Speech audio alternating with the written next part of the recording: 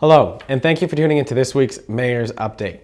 As always, we have a lot of important information to share with you here this week, so please feel free to share this video with all of your friends, family, relatives, and everyone else who you think may find this information helpful over the course of this coming week. One of the first things I want to start off by saying here today is do make sure you are staying up to date and followed and subscribed to all of the city's social media accounts. Our YouTube page has been a big hit so far since we launched that earlier this spring. All of our public meetings, some informational videos, and these updates are posted there on a regular basis. And if you want to find the most up-to-date information, that's one of the places where you can get it the easiest. Also, make sure you sign up for our alerts on our website to find out when new information is posted there. We also have our Instagram and our Facebook pages. This is one of the easiest ways to see what's going on in the community, figuring out how to get involved, and just being overall informed on what's going on here in your home. So please make sure you are taking advantage of all of those opportunities that we have available to you there. The next thing we want to talk about is earlier this week, a new dropbox was installed in front of City Hall. This is replacing the former brown dropbox that was located on the top of the steps in front of Gardner City Hall, where people could drop off their tax payments, applications, permit requests, and now with everything going on, mail-in ballots.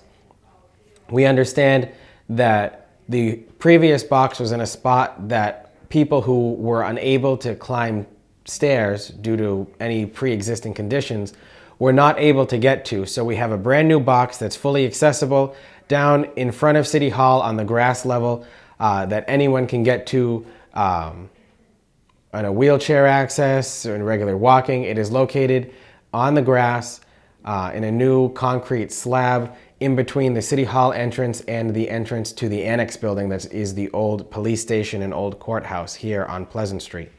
Please make sure to take advantage of that if you are using any of those options to either drop things off outside of regular business hours or to drop off your ballot in the upcoming election.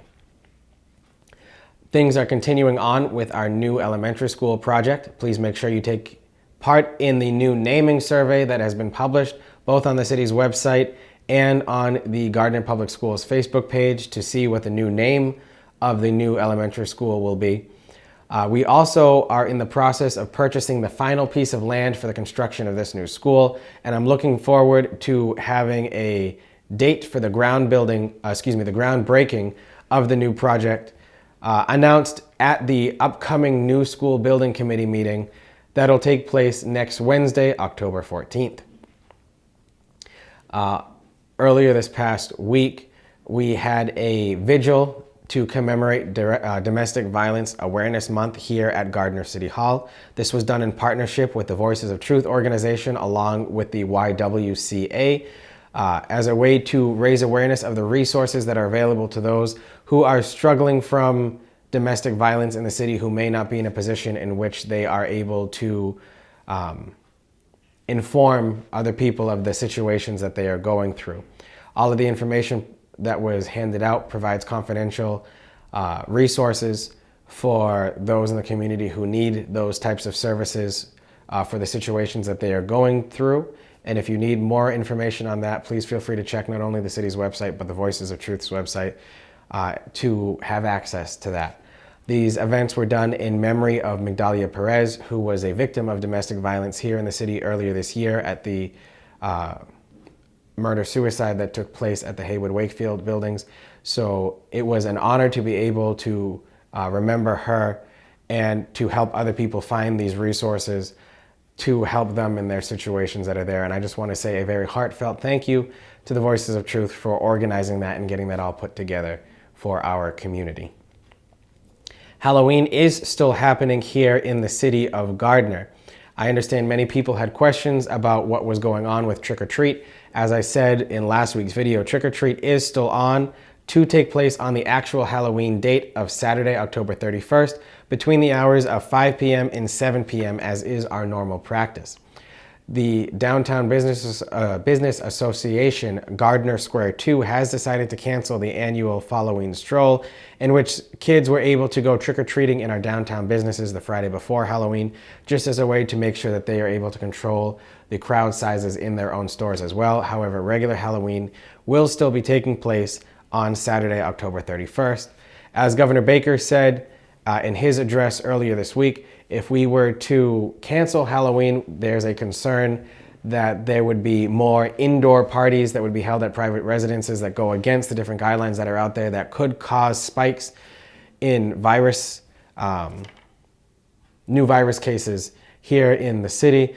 So as a way to avoid that, but also as a way to recognize that Halloween has always been a voluntary event for those that want to take part in those different activities.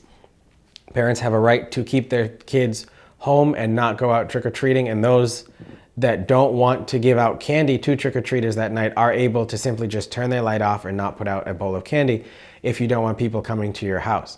So since there is a main emphasis on personal responsibility, as there has been in many years in the past, along with the different guidance that we've received from the state, trick-or-treat will still continue as originally planned here in the city of Gardner. For more information, please contact the Gardner Police Department or check out the City of Gardner's website and Facebook page for information there. There is also special guidance specifically on trick-or-treating that can be found on www.mass.gov/COVID-19. I want to give a special thank you to our first responders and our crews at our DPW for their cleanup efforts in the recent storm that we had this past week. While it was a very quick 10-minute at the most storm, we had significant damage in terms of downed trees throughout the city, particularly in South Gardner, and the amount of efficiency that was showed by our DPW in getting the tree cutting crews out to clear the roads, our first responders caring for the residents who lived in those areas, watching out for the downed power lines for people and reporting those in. Really, again, just showed how privileged we are to be working with those first responders here in our hometown, and I can't thank them enough. With that said, I also do want to remind people that when we do have storms like this that cause power outages, please try to stay away from calling 911 if you are only calling to find out when your power is going to be restored. If you're calling about a downed tree on a power line, a live power line that's down, an injury or damage to your house, please call 911 in those instances. However, if you're calling just to find out when the power is being turned back on, please direct all of those calls to National Grid. During storm periods in which things like this are going on, our dispatchers are already inundated enough with trying to get our public safety personnel to the emergency situations that are going out there, and notifying National Grid of all those downed wires we don't want to clog up the 911 lines with people calling questions that are just going to then be asked to call National Grid instead. So please forward all those questions to National Grid rather than our 911 dispatchers in the future as those events occur. I ended last week's video saying that we were going to have a special announcement for the residents of Kelton, Brogan, and Stone Streets. And that announcement is thanks to our joint efforts with Congresswoman Trahan. We are finally getting broadband internet access to those streets in that area. I'm very excited to see this finally go through. This is the last three streets in the city that do not have access to high-speed broadband internet, and we expect this installation project to be done within the next 6 months. Working with Councilor Kaczynskis and Congresswoman Trahan, we were able to get Comcast to fully cover the cost themselves for this last stretch expansion project. And I'm very excited to see that we'll finally be able to say that the whole city now has access to high-speed internet and is welcomed into the 21st century with that. Thank you very much to Congresswoman Trahan, Catherine Maloney from Comcast, and to Council President Elizabeth Kaczynskis, who is the counselor for that area of the city in Ward 2, for your efforts in that matter. This is a project that actually started when I was still in the executive aid position, when Mayor Hawk was still here. Back in 2017 was when these discussions initially started. So to finally see this getting off the ground and moving forward is very excited to see, and I'm very happy that we were able to finally get what the residents in that area have been asking for quite some time. And the last thing that I'd like to close with today is to formally announce that Gardner City Hall will be reopening to the public on Wednesday, October 14th.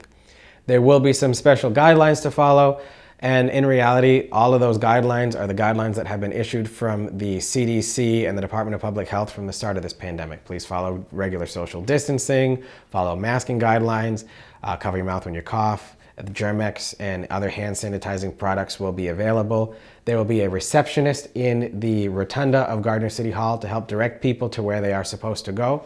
And we'll be back open for people to come into our building. I want to particularly thank all of our City Hall employees who have continued to offer every single service that we've offered in our departments to the public in a remote capacity during the period in which City Hall has been closed to the public. And I'm excited to see people back in the building again.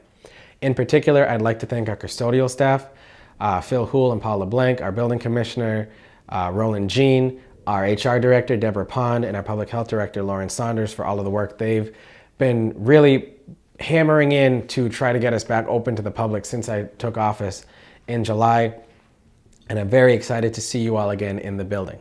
We will have a portion of a hallway closed off until the election's done on November 3rd, simply because with all of the new mail-in voting and early voting requirements, we've had to call in extra election workers to help. And right now they're stationed in a portion of the hallway on the first floor, so that will be roped off just to allow them space to process all of the mail-in ballots that are going in. However, the building is open for you to come visit us as you wish. And with that said, I'd like to wish you all a very happy and healthy upcoming week, particularly with the long weekend that we'll be experiencing shortly. Please continue to take care of yourself and others who are around you. Keep track of your own mental and physical health during these trying times. Get out and enjoy the weather while we still can before it gets too cold. And until we talk again, thank you very much and have a good day. Thank you.